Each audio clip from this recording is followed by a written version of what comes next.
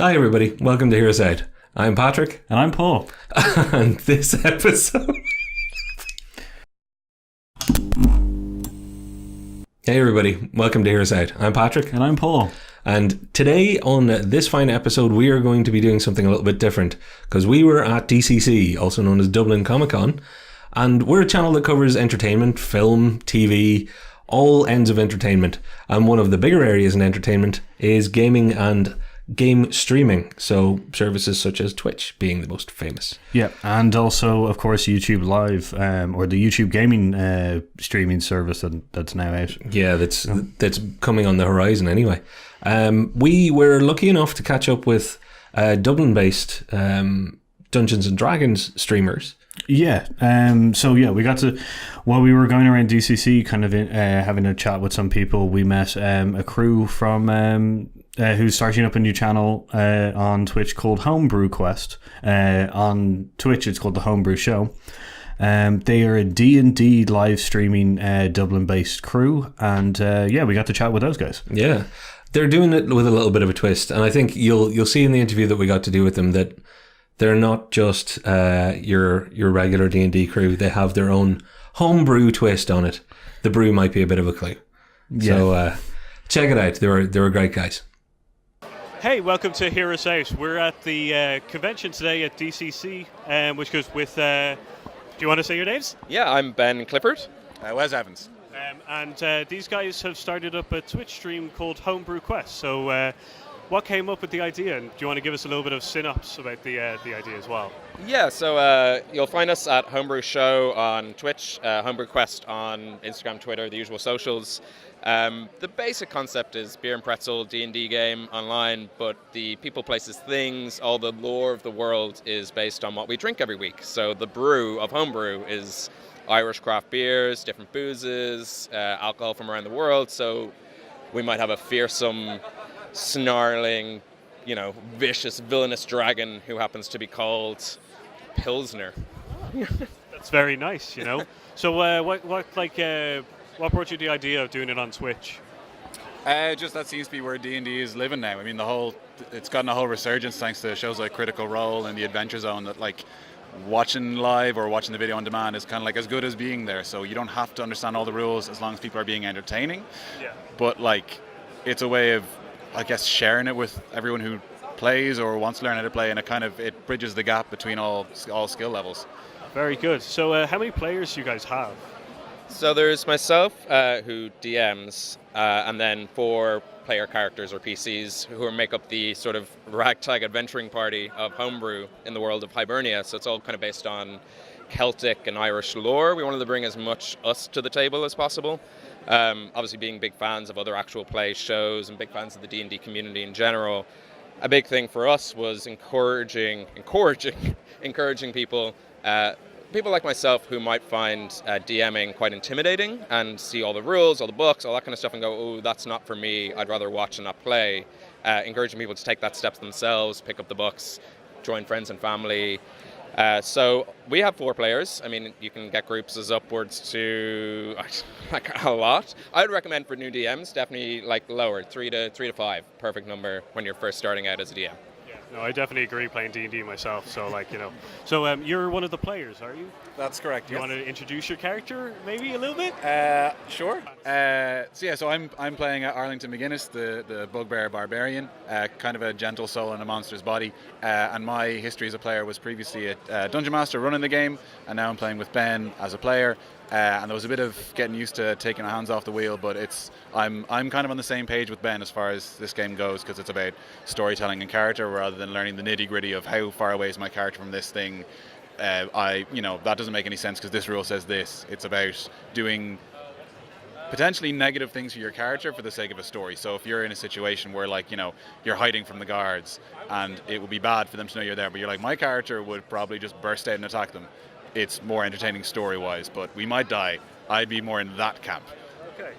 Okay. So how many new players do you have as well? Do you have any? Yeah, we do. We have 2 of our players at the table, Gavin and Lucy, who play Rian and Iggy, are brand new to the game. They have some familiarity with Dungeons & Dragons through other actual play shows, but but it's their first time ever playing, and I would highly encourage a mix of kind of experience and new players, because new players bring a sort of imagination. It's a world where you can do basically anything depending on probability, and it's surprising how quickly we put our own imaginations in a box if we play the game a lot. Yeah. So new players just bring that spark of just like chaos and madness, and then the experienced players at the table often are there just to kind of guide and mentor, or like Wes was saying, we don't really pay attention too much to the nitty gritty, but sometimes a little bit of like, well, actually that is a 5th level spell and you're only a wee little druid, you can't do that for plot's sake. So we tend to do rule of cool, which definitely helps for, that's a new term I learned, rule of cool, which is just, if it's cool, it's in the rules. Yeah. So, what would you like to take out of this from, like, you know, an audience perspective? Are you trying to get more people involved in D&D, or is it just you just kind of feel like entertainment, or who wants to answer? Well, we might have 2 different answers. Yeah. All right, I'll go first. So I'm one of the things I want to do is I come from a video production background, so I like the idea of creating a show. But specifically with D&D, I really like the idea of spreading the good word, I suppose, because it's starting to really take off over the last couple of years, but there's still that stigma attached of nerds playing in their mother's basement. But then I've found even in my circles of friends and in work, they've kind of like, it's come up in conversation, and they'll say, oh, I've always wanted to play. And I'm like, really? They were like, oh, I've seen it years and years ago, but they've always just kind of thought it was something they couldn't broach. And then the more we kind of have this as an accessible thing, you can link clips to on YouTube, or you can watch wherever, or potentially someone's wearing a t-shirt with a catchphrase on it.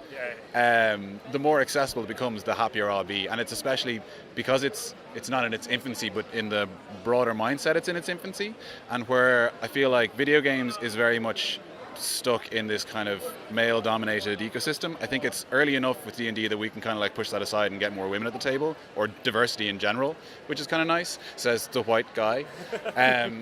But that's just my opinion. Ben? For me, I've been playing D&D for a while, maybe over 10 years, started with 3.5, and I've always been hesitant to sit behind the DM screen. I've always been more comfortable as a player. If I know one character inside out, that's good for me, but I think one of the things I would love to see is more people just picking up that DM's guide and that monster manual and just running games for the sake of running games, whether it is online or whether it's for their friends and family. And like Wes saying, just getting the good word out about Tiamat, about Bahamut, about all the gods. Gotta get a player's handbook under your arm. Have you heard? Hello. We're going around in suits and ties later, knocking on people's door. Oh yeah. Have you heard the good word of Mazrath or something? Yeah. Have you heard of Strom? So, how are you enjoying the con so far, guys? I think it's great.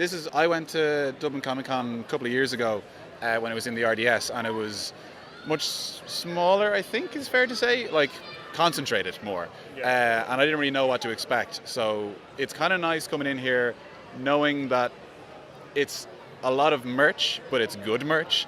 So if you come in with a tenner in your pocket, you're not going to have a great time. But if you come being like, I'll get stuff that I can't get anywhere else, and I'll meet artists who are like still up and coming. So you can meet people who have like the first 10 copies of their comic book that isn't in shelves yet. You can read it and chat to the artist and, you know, exchange details or whatever. It's a very grassroots, I guess, kind of experience, but there's also Kevin Sorbo from TV's Hercules, and also James Masters from Buffy is here, so why not? It's cool. It's really enjoying it. So Ben, how are you enjoying the con? Yeah, this is my very first con. Oh, yeah. Very much like Patrick, our cameraman. Hey, baby. And other hosts. I should just say cameraman. That's fine. It's incredible. I'm nerding out over absolutely everything. I'm surprised it's taken me this long to kind of book a ticket to these things. I was going to go when I was living abroad to the Toronto Comic Con, which is called Fan Expo, I think, over there. And I haven't. I was going to cosplay today, but I have to go to a family dinner later, so they might be a little upset if I turn up as a hobbit. So. It's very embarrassing when you're the only one not in cosplay. A wizard is never late.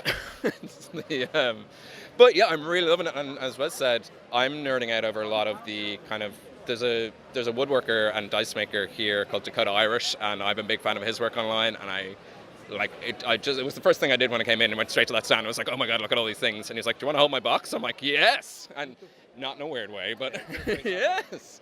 Here, hold my wood. Thanks, Dakota Irish. But that's been the day made, I think. So thanks for talking to us, guys. Before you go, are you guys enjoying the con? Oh yeah, we've been enjoying the con quite a bit. We've been doing walks around and stuff like that. I am too.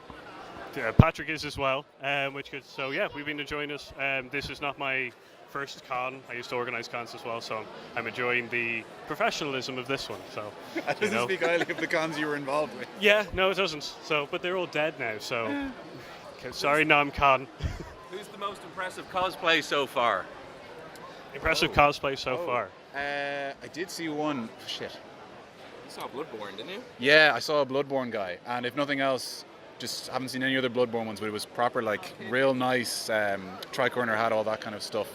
And I saw a really good Winter Soldier going around somewhere. He was actually quite imposing and intimidating. Yeah, I think they're my top two, I think. Okay, what about yourself, Ben? I just enjoy, well, one, all the cosplayers are amazing, but two, I enjoy just seeing any member of the Scooby Gang just wandering around because it makes me feel like there's a mystery that needs to be solved that I don't know about yet. So I'm like, oh, where are they going? Maybe it is old MacGuffin over there. Right. Which is so. What are you going to any of the panels or anything like that, guys? Yeah, I think we'll check them out. I have nothing set in stone yet. I think just kind of like wander around and discover things. Yeah. Ben? Yeah, there's some interesting ones about breaking into creativity. I think there's some Marvel people here doing that. That might be, I might go to her panel later. Yeah. She seems good. Don't worry, it's a stage she's going through. So I think I might check that if I haven't already missed it. I'm terrible with schedules, so we'll see. No worries. Yeah. And that mode's great for the stream we're launching. So, and what time? What time and day are you guys streaming and stuff? All right, so it's going to be every second Tuesday at around 8 p.m. GMT, which is good for all us middle of the earth, I guess, if you're going to be exclusive about time zones. That's weird, isn't it? Who tend to stay up until like 2, 3 a.m. in the morning to catch the American streams. So hopefully we'll fit in there nicely on a Tuesday evening. Thanks very much, guys. All right, so enjoy the con. Yeah, so that's the homebrew guys, and which is we'll be hearing a lot more from them tonight at 8 p.m. GMT today on the 2nd of April. So they're trying to do their first stream, which I believe is going to be which is a kind of a technical test first kind of show. So yeah, give them check them out and give them some feedback. Yeah, whether you're into D&D or not, you should definitely check these guys out. That interview was great. Those guys gave freely of their time. They were awesome. We had to cut out plenty of it because they're actually they will crack you up. So I recommend you check out their stream, if for nothing else, to have a good laugh, because I think it's going to be very, very entertaining. Yeah, and which goes, they found good friends here at Hear Us Out. So also, we now have to do the YouTube limbo. Oh yeah. So, first you like, then you subscribe, and then you share with your friends. And comment.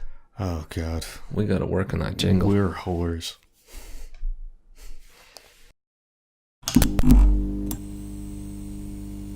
Oh, one more question. Who's your favorite YouTube channel? Who's your favorite YouTube channel? I'm putting Critical Role. Well. Oh, hear us out. Critical Role is great. Thanks very much, guys. This interview's over.